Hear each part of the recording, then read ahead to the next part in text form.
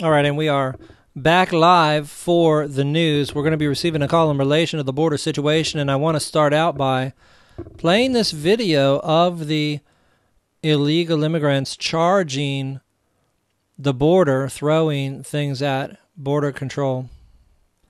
Let's start the news with that, because while this video is a little bit old, note they say in here that people are recording, videotaping.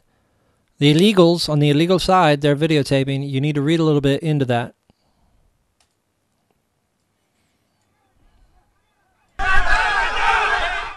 Well, new tonight, 10 News uncovered this new video of an angry mob armed with rocks confronting the Border Patrol near San Ysidro. Agents tell 10 News this is the first time this has ever happened. And as 10 News reporter Dan Haggerty shows us, they're concerned it may have been just a dry run for a future ambush. Dan. Yeah, Steve, it happened close to where we are now, just south of the Las Americas Mall. You see the border agents back there by the wall right now, and they admitted that if this was organized, the group could organize again. This is how close it was to an all-out assault. Hundreds of Mexicans storming the border wall last Sunday and recording the whole thing. The first organized attack agents have seen here. They were combative, throwing rocks and bottles and flashing gang signs and threatening agents. Assistant Chief Patrol Pete Vasquez told me the rioters clearly documented this for a reason. Agents just aren't sure exactly why. We would think if they were going to use it for propaganda, somebody would have stepped forward to maybe lay claim to the video, which no one has done yet. Hey, So agents have been using the footage posted to a Mexican blog site to their advantage, checking out every clip and everyone involved. A man holding a child, a woman with one leg straggling behind, others who look like they definitely showed up ready for a fight. A mix of people agents say implies someone brought them together. We can kind of see there's one gentleman that at the beginning of the video seems well-dressed, kind of leading the event. An event that forced agents to use pepper spray, put up helicopters, and prepare for worse than rocks and bottles. So what's the point? What are they doing? Who are these guys? We're not sure at this time. We're still analyzing the video and trying to gather any information that we can. And agents told me that most of the other organized events that happen on other parts of the border always have a clear message. This one did not.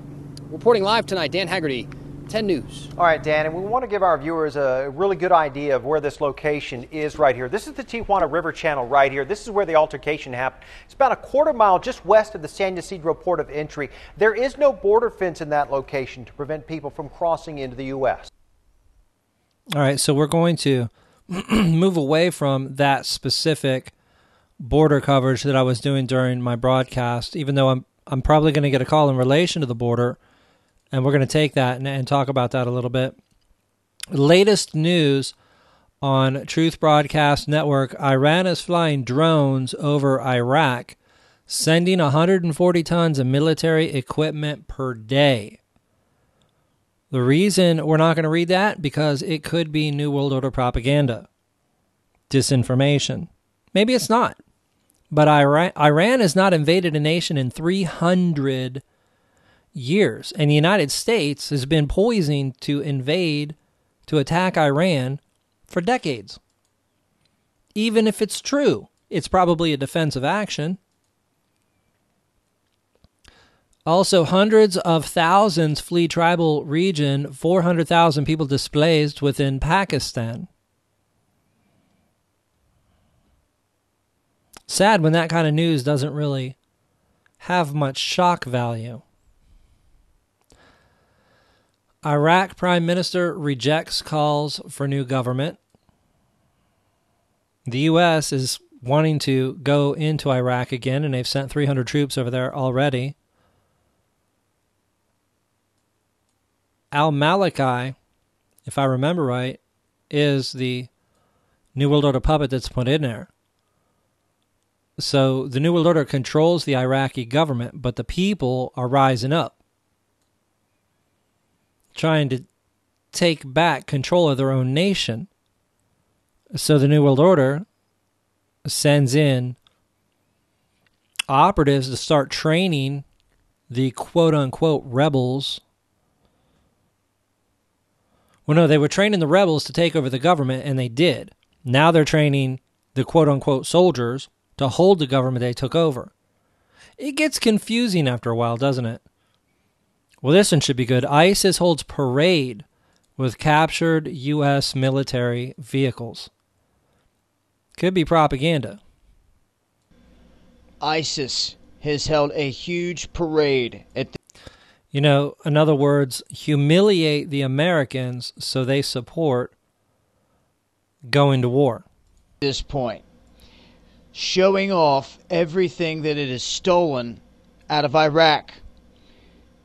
Hundreds of fighters involved in this parade, which began during the day and goes throughout the night. And they are showing off U.S.-supplied Humvees, armored cars, artillery pieces are even shown. I just wanted to show you guys. I reported before how they showed up in Syria in military equipment. Where do you think they're going to go with all this stuff? Armored vehicles, flatbed military trucks, artillery pieces.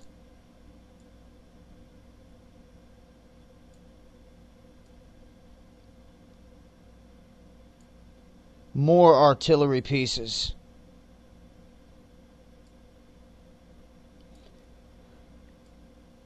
U.S. supplied Iraqi military Humvees. Loaded. And this is the same, this looks to be the Iraqi National Police Humvee that they took. And as you can see, the celebration went well into the night. I'll save the rest of the images below this one. They are graphic. There's just one. Right, and But I wanted to show you. I noticed someone in the chat saying that Dabu 7 is saying they stole these things, whereas they were given these things. And I would say that person in the chat is dead on. Dead on.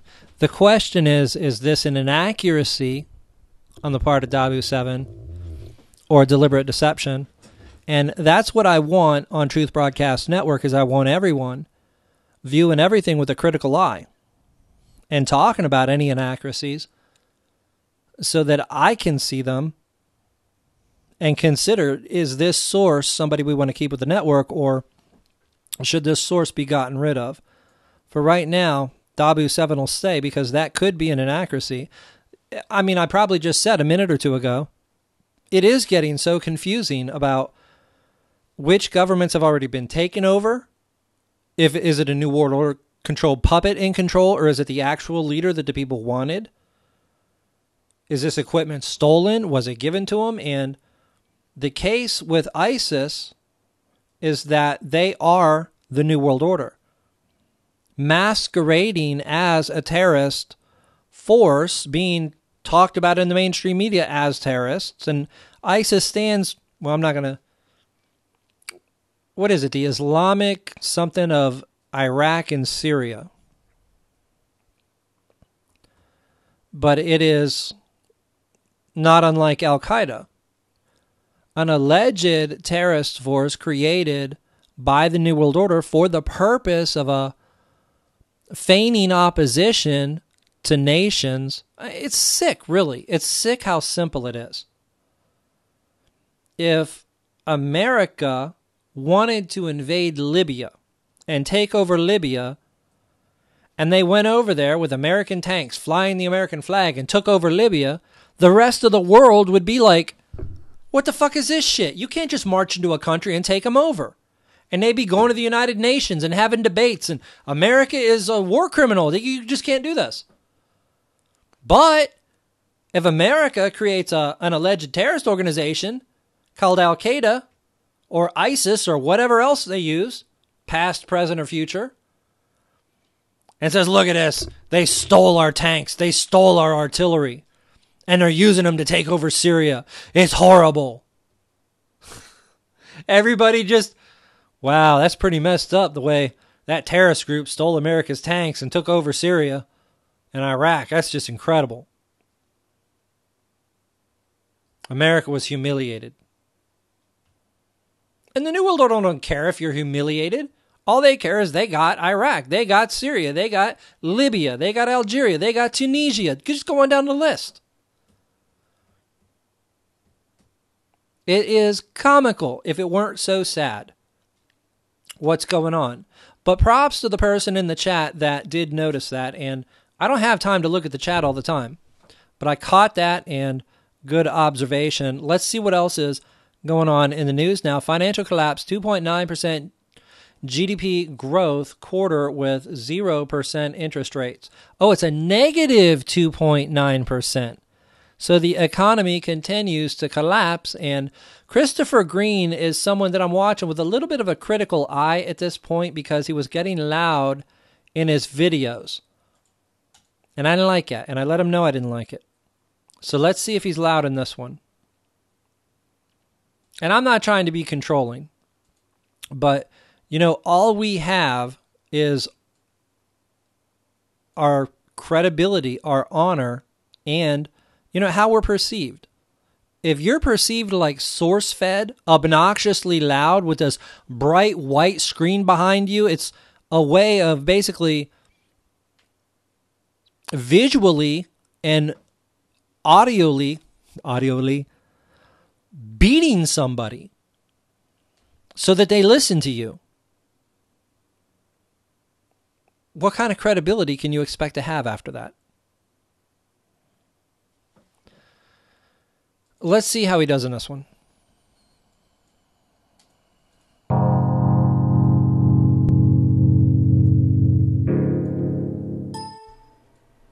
Hey everybody, I'm Christopher Green. You're tuning into AMTV, Alternative Media Television. It is, of course, Wednesday, June 25th, 2014, and we are almost 6 years into the green shoot recovery, what Ben Bernanke called green shoots, not too long ago, with rates still at 0%. And interest rates over in Europe turning negative. They're so upbeat on the economic outlook. We had a report today released that showed the real truth and the real reality behind the growth rate, otherwise known as the GDP here in America, with the U.S. economy shrinking more than expected in quarter one. Now, of course, the Ponzi schemers that make up the Federal Reserve and the Commerce Department first reported that the economy grew in quarter one, January, February, March, at a 1% pace, only to admit now that the drop was actually negative, and they were off by almost 4%, from a positive 1% to a negative almost 3%, at negative 2.9%. This is good as it gets in a Ponzi scheme economy. And again, keep in mind, interest rates still at zero, going almost 6 years, and the Federal Reserve buying tons and tons of debt, escalating the U.S. national debt to a growing $17.5 trillion plus dollars. Of course, also buying mortgage-backed securities at a very heavy clip on a monthly basis since the collapse started in 2008 and had been in the works for over several decades, courtesy of other financial terrorists like Alan Greenspan. Of course, Ben Bernanke inheriting that crown, and now Mr. Janet Yellen inheriting that crown. Again, admitting that the growth rate was actually negative in quarter one. It wasn't the 1% that they first reported. It actually was negative 2.9%. Almost a 4% difference from their actual original projection. Could you imagine having projections that bad? Well, the Federal Reserve does. The Commerce Department. Okay, I'm going to turn the volume down here. He is getting loud again. Does, and the U.S. government does. But they do say while the economy's woes have been largely blamed on an unusually cold winter, yeah, that's right, the negative 2.9% is entirely blamed on cold weather. That's right, those green shoots have been covered over with snow. Isn't that sad? And I also found it interesting in the article here, they say that the U.S. economy contracted at a much steeper pace than previously estimated in the first quarter, but there are indications that growth has since rebounded strongly. See how they have to put a positive spin on a piece of dog shit, on a giant turd that the U.S. economy just laid? You know, it's almost like, why do they even report these initial numbers if they're this wrong? If you're reporting 1% growth and it's actually negative 2.9%, why even come out with the original numbers? Why not just wait till we get the actual figures to show that the U.S. economy laid a giant dump right on our computer screens, which is actually what happened.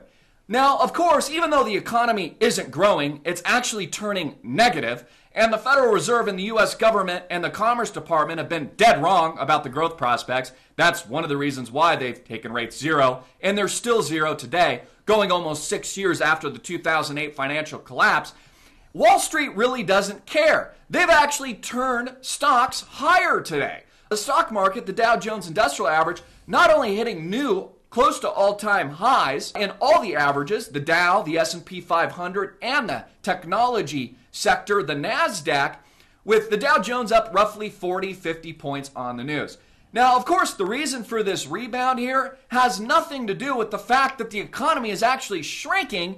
It has everything to do with cheap credit, cheap money, 0% interest rates, and the Ponzi scheme that is the Federal Reserve. Of course, Janet Yellen speaking not too long ago, about a week or so ago, saying that she actually thinks the market's fairly valued. Yeah, that's right. The Federal Reserve actually tells Americans now what they think about the valuation of the stock market. I want you to think about that for a moment. Supposedly, originally, the Federal Reserve mandate was to maintain price stability in our market and also to maintain full employment. Those are the two mandates. Now, they've added a third and a fourth mandate. The third mandate being market manipulation, bailouts, 0% interest rates, and cheap credit being printed out of thin air, and also a valuation mandate by Janet Yellen now, who's now going to tell Wall Street kings that run the show, these hedge funds and institutional investors, when she thinks the market is fairly under or overvalued.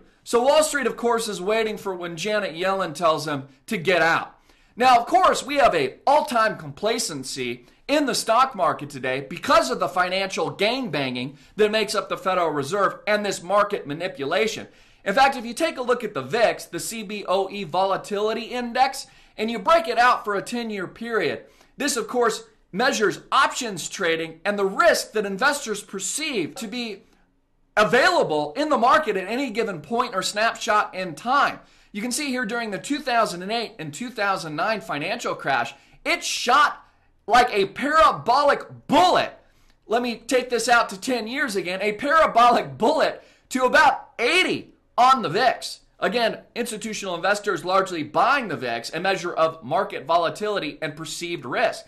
You can see here we had a couple more blips as we came from the 2008 financial crash, and now we're just moving down and trickling down the line of complacency. Again, folks, easy credit, free money at the Federal Reserve, 0% interest rates, and unregulated lending standards from the even too bigger to fail banks now, because they're all bigger and more concentrated now since the bailouts. In fact, it's wiped out all the small and medium banks. We have all-time lows in complacency. Really, it's like Wall Street's taken a dump as well on the negative 2.9% dump figures that they've already laid. In the meantime, we had some of the numbers and some of the drama of the politics occurring last night all across mainstream television and the election, and we had some interesting Okay, I think that's enough of Christopher Green. I see that we had a couple people drop off of the network, so I'm considering getting rid of him just for the shouting, and I don't know, I'm not into the financial stuff. He does various things, and he usually has good points, but I know I probably have no room to speak. I probably shout too much, too. Are drones illegal in your state? Well, that's a good question.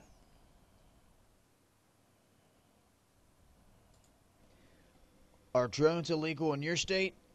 Well, this map right here will help you to determine just that. I'll leave a link, as I always do, in the description box. And you can come in here and you can click on your state, and it will tell you exactly what your state has in the works. Now, the ones you see here have legislation enacted. These have proposed legislation. All of these color.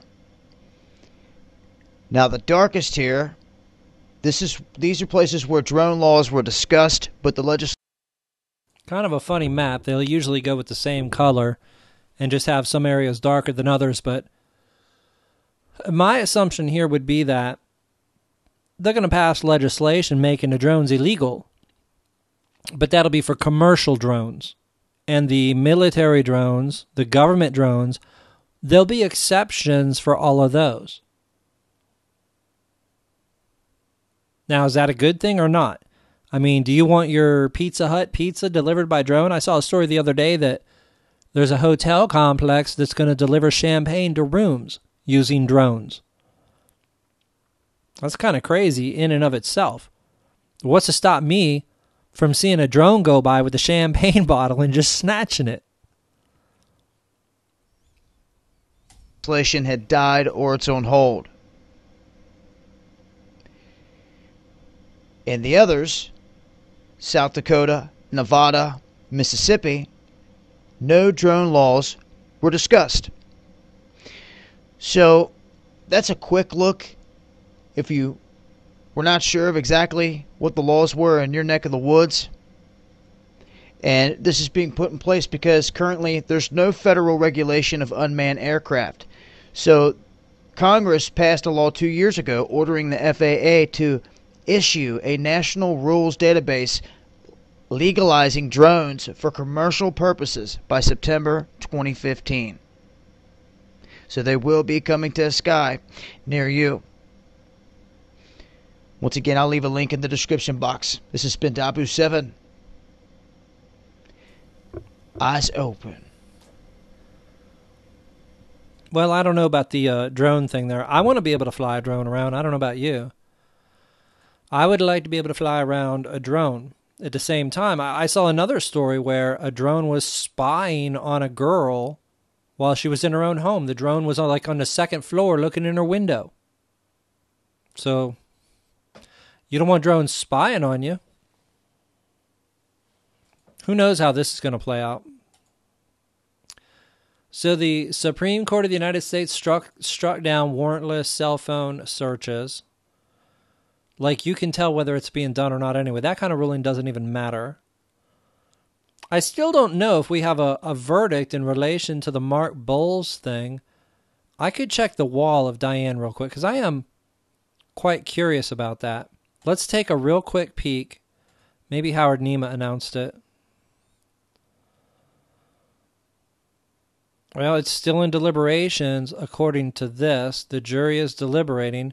While he was on air live tonight, Diane was notified that the jury had reached a verdict at about 8 p.m., and she headed to the courthouse, 8 p.m. Eastern. And I haven't heard anything since then. I could find her a link to her wall, but I'll just, unless I've got it right here, I don't. So whatever. Going back to the recent news. But, you know, hopefully the Mark Bowles situation plays out okay. They came back with a jury verdict very quickly. Obama is bringing Syrian chemical weapons into Texas. We just looked at that on my broadcast. But it's kind of crucial. Some people may have missed my broadcast, and it needs to run on the news anyway. So let's go ahead and play it. Big developments when it comes to Syria and its chemical weapons here, guys. I'm not sure that they want the whole world to realize what's taking place here. Most of Syria's chemical weapons are out of Syria. You got that right. And they say it right here. The entire stockpile of chemical weapons is on a Danish vessel in the Mediterranean right now. And there's a U.S. vessel going to meet it. And what they're going to do is they're going to take 560 tons of these chemicals, and on July 2nd and 3rd, they're going to mix them into these big vats where they're going to mix them with hot water, and they're going to render them harmless. Now, that was 1,300 tons that came out of there. They're planning on taking less than half of that and destroying it in the Mediterranean. But this is the kicker, and this should tick everyone off that's paying attention. This is big. Guess what they're doing with the rest of it? 740 tons, more than half of it. Some's going to the UK, some's going to Finland, and the rest is going to Port Arthur, Texas.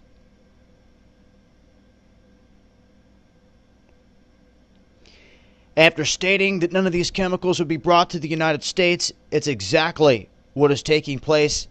They are bringing Assad's deadly chemical weapons all the way across the ocean and into Port Arthur, Texas. Why? Why can they not just dispose of all of it right there in the Mediterranean? Well, it is an interesting question. Sack Blair from Middle East police envoy and try him at The Hague. Supreme Court unanimously rules police need warrants. Explosion rocks Nigerian mall, leaving body parts scattered. This just happened 6 hours ago.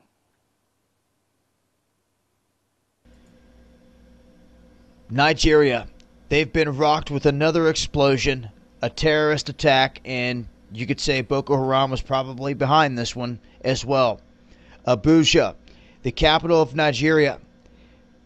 Police say that 21 people are now dead, 17 wounded. Witnesses saying body parts scattered all around the exit to the Ahmad Plaza in the upscale Wus 11 suburb. So this was in the more pricier areas, not the ghetto, so to speak.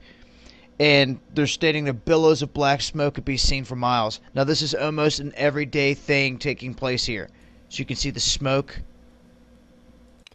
All right, now what we want to do, and you can do this in the archives anytime you want. Click on the link that says archives, and let's select a particular source or type of source. And let's go with, we're hearing a lot from W7 because he's just uploading a lot of videos. A lot of these people don't upload videos very often at all.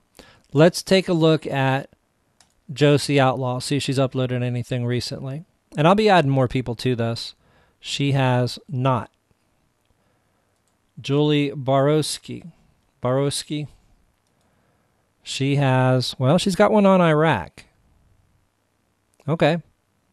Let's check out her video on Iraq.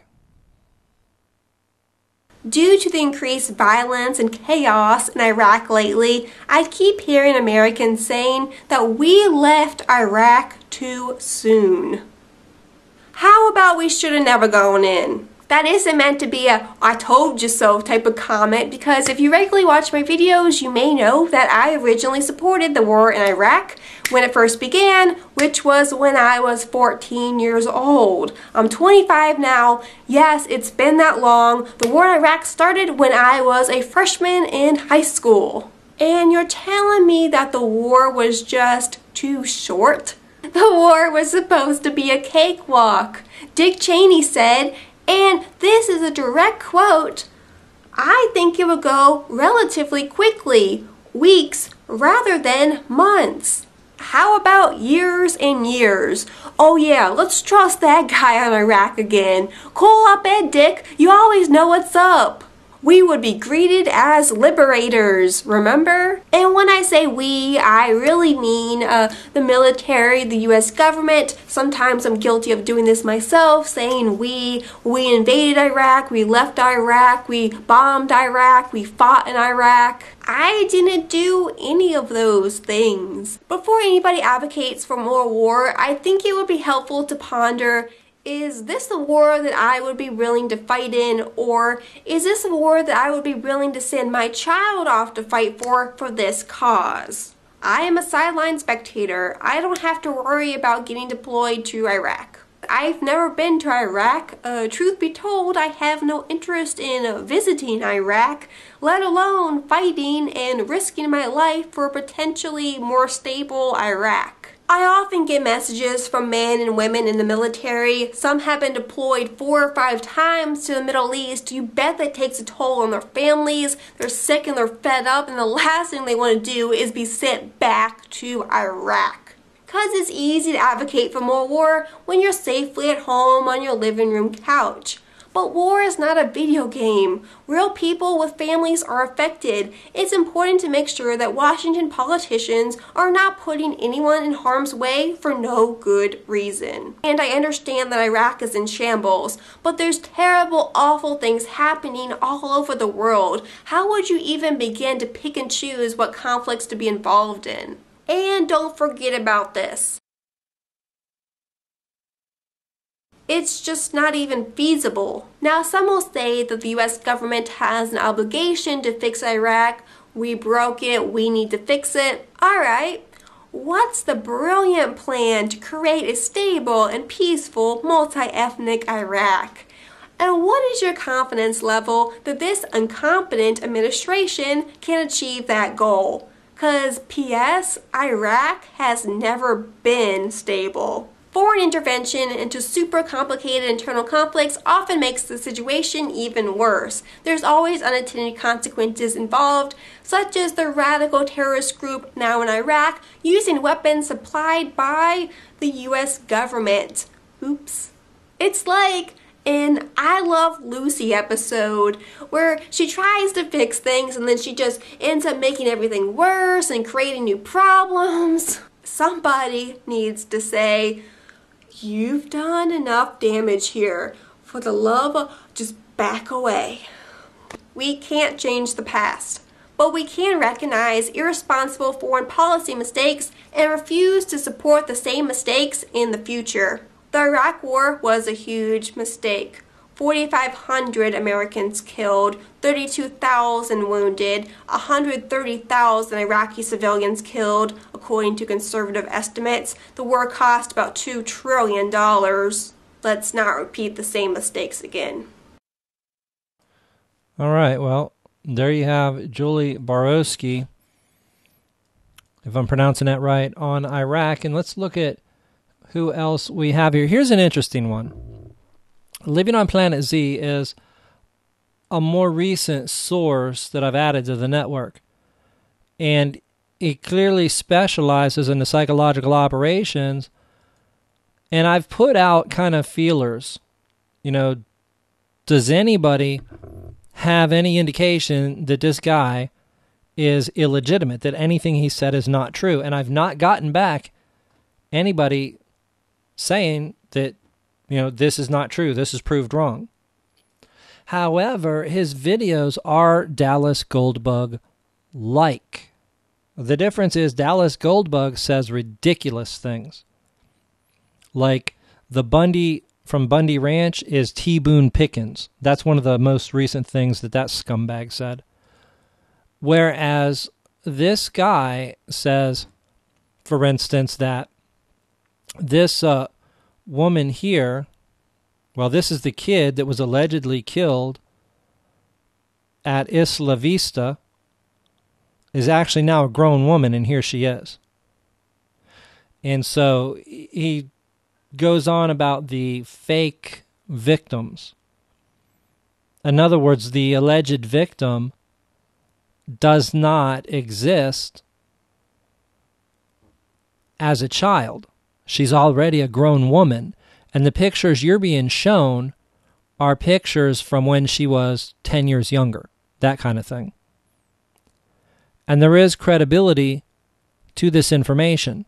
So I've played a couple of his videos. I haven't found anything wrong with them. Let's play one right now and see what we think of it. Let's try this one. The fake Aurora scars of Barton.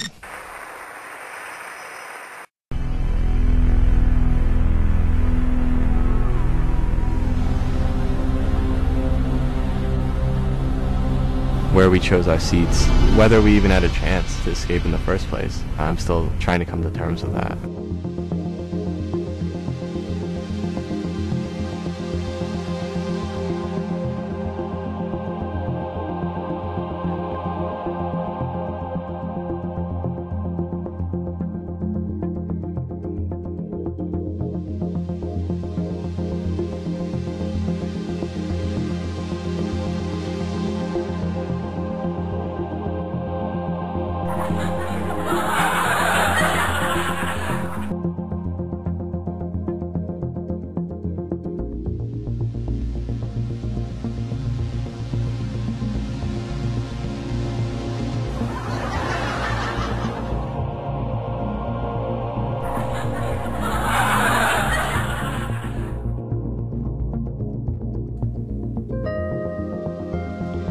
Now, this relates to the Batman theater shooting. There were purported to be 1 or 2 smoke grenades in there. And then, of course, somebody with a gun shooting. These do not look like bullet wounds.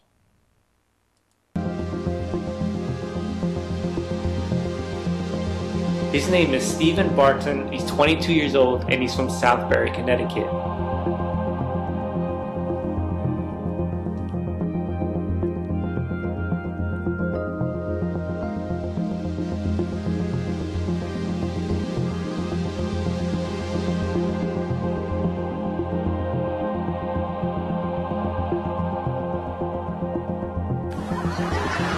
So they're saying that his home is right near Sandy Hook School, where that psyop took place.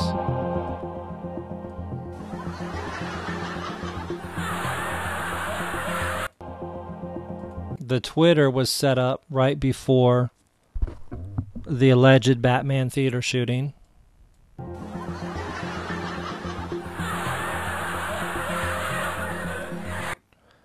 Says, what an odd thing that you recorded this. Glad you're okay. So I guess he recorded the movie theater ticket that he bought. And somebody said, what an odd thing that you recorded this. See, this guy really looks hard on social media, checks for birth records, death records, looks in high school yearbooks at photos. He does comparisons like Dallas Goldbug, but they're not comparisons between Bill Cooper and Jordan Maxwell. They're comparisons between an alleged victim and a grown person that looks just like him, has the same name. And a lot of times they're in marketing for whatever reason.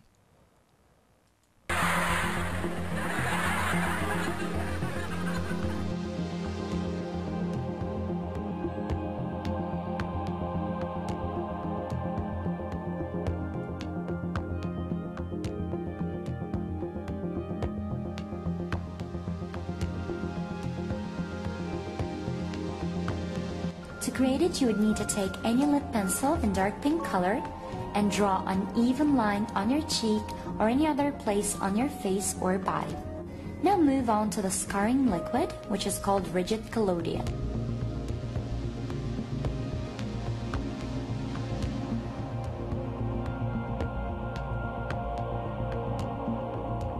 And as a result, it tenses up the skin and thus visually creates the effect of the scar.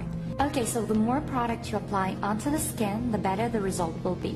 Apply the product in multiple layers and let it dry a minute in the shine that the dry product has on your skin. All you need to do is set your scar with some powder. Wow. And then on top, add some concealer. Finally, to give your scar the appearance of the new injury, as if it is still healing, add some pink lipstick or lip gloss on top. It's fucking crazy.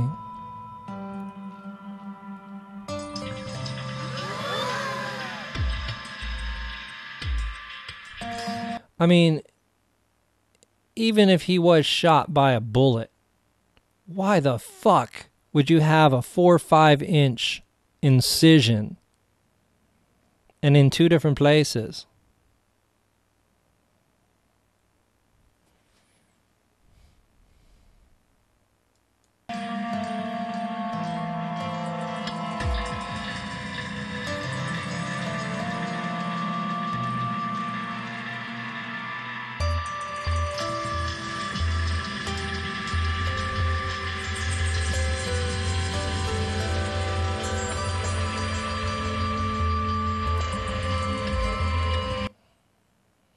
Now we see this scar here.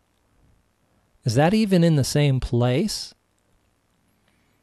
This scar here, the bottom of it almost ends in the center of his neck. Just about in the center of his neck. Let's back it up and look at the previous one. Well, we can't tell. But you can see somebody's doing research here.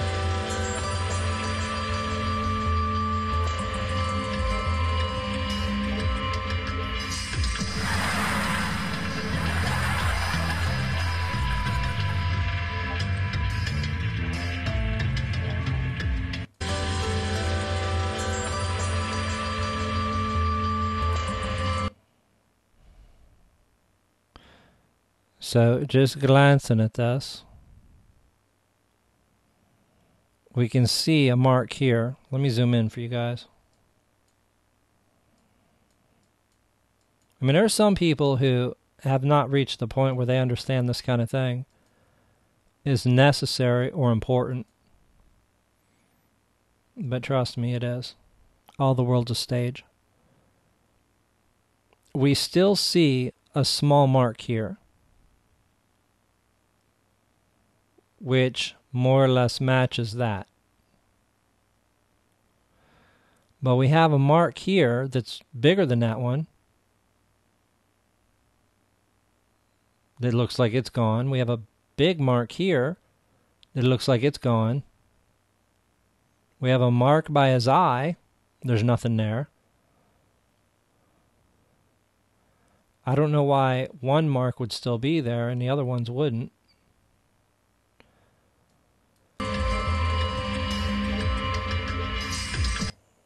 And there's the close-up. There's nothing there for his eye. That mark is gone. That mark, which would be right about there, is gone.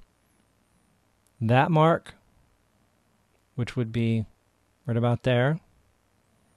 We see a little bit of something there, but it looks like it's too high. Because this one is clearly lower than where the lips meet.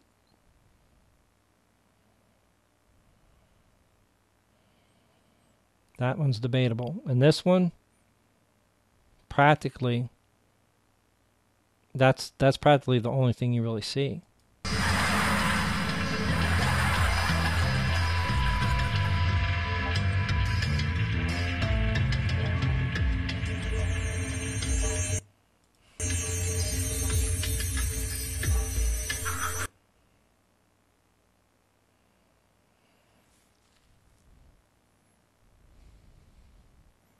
Okay, so he's comparing the scar left with the original. I mean, you'd say stitches, but it's staples in this case.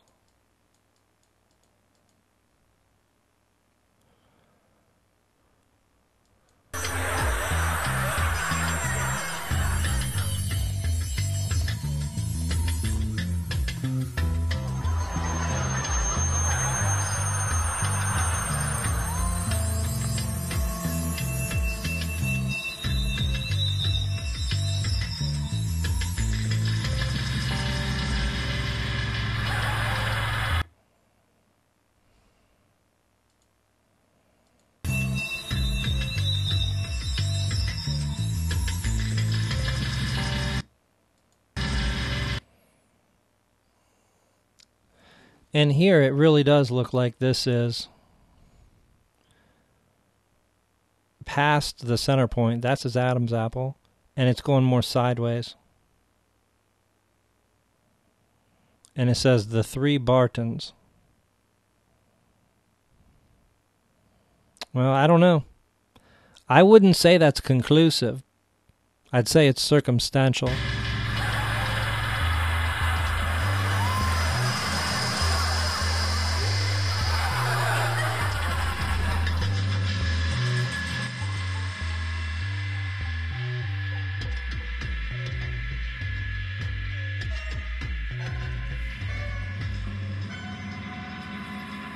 Because you don't want to get sucked into this to where you see things that aren't really there. So here he's showing the arms. These holes start underneath. I don't know what he means by that, but...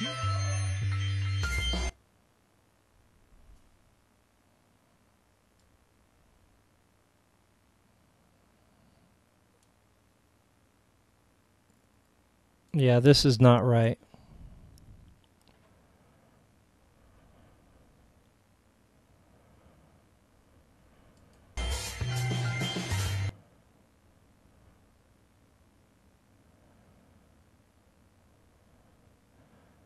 Yep. Yeah, absolutely. Because you look at these two, and they're closer to being level to one another. These two are way off. They're almost diagonal. They're almost diagonal to one another.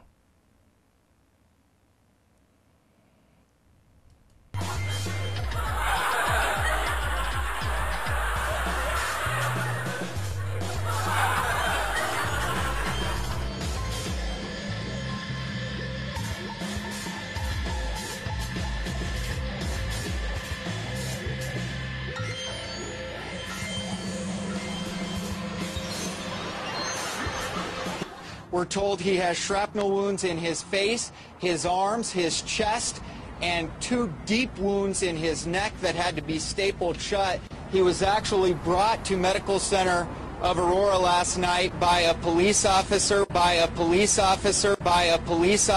We're told by the doctors here that several police officers who were first on the scene over at the theater actually couldn't wait for those ambulances to arrive, so they loaded up some of the victims and they took them to hospitals as fast as they could. And this one political ad isn't the last you'll see of Stephen Barton either. This week, he actually moved here to New York City, where he will spend the next year working to pass new gun legislation. Today, Barton met with his new boss. The son of a bitch. Just like that alleged father comes out from day one screaming, not one more. This scumbag immediately jumps on the gun control bandwagon. He was on it before he was allegedly shot. All of these people got the same motive. And who's he sitting here with but Bloomberg? That's Bloomberg. New York Mayor Michael Bloomberg. Barton now works for Bloomberg's organization called Mayors Against Illegal Guns. So he got a job out of it. He got a job. He got high-ranking political contact. Who knows what all he got out of it? But if nothing else, there's motive. The next year working to pass new gun legislation. Today, Barton met with his new boss, New York Mayor Michael Bloomberg. Barton now works for Bloomberg's organization called Mayors Against Illegal Guns.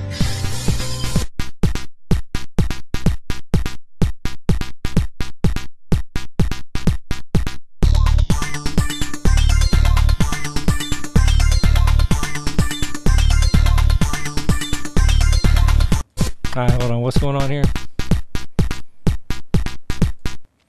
So we got Stephen Barton, 2012 to 13, Fulbright Scholar in Russia. Greater New York City area, joined LinkedIn and accessed Stephen as a LinkedIn member, blah, blah, blah. Fulbright Scholar in Russia. I don't quite know what that means. I don't have LinkedIn.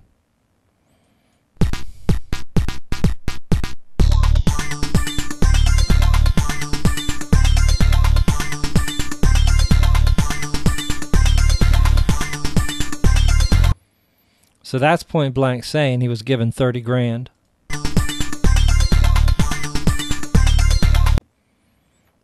Managed a $70,000 fundraising campaign to build a house downtown.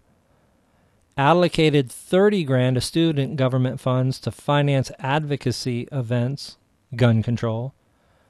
Fundraisers, probably gun control. And alternative break trips. Presided over a membership body of 200 students and an executive board of 15 officers, sent over 100 students to various build sites in the southern U.S. on alternative break trips. Who knows what that is?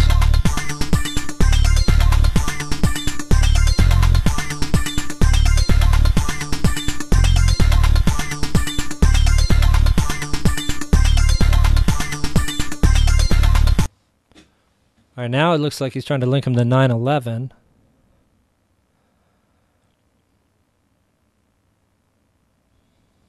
and I'm not seeing his name here. The National September 11 Memorial Nonprofit, 51 to 200 employees, nonprofit organization, management industry, June 2009, August 2009. So he worked at the 9/11 Memorial. This scumbag worked at the 9/11 Memorial, helped prepare the arrangement of victims' names on the memorial, entered victims' information into the memorial names database, and helped to verify its accuracy.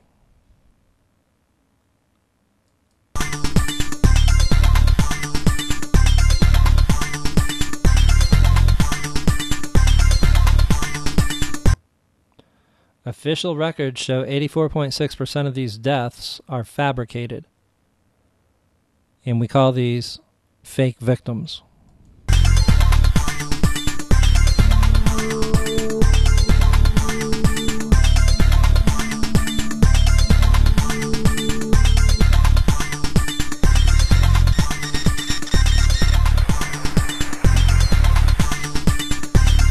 Well, there you have it. That's a new source on Truth Broadcast Network. He's got quite a few videos up already, and if you want to see it, just click on, in the category Archives, on the Archives tab, Living on Planet Z. If anybody sees anything that is definitely inaccurate or deceptive from Living on Planet Z, just make sure that I find that out, and I'll check it out. If I find out this guy's lying, he'll get cut off the network. But thus far, his information has either been true or it looks likely true.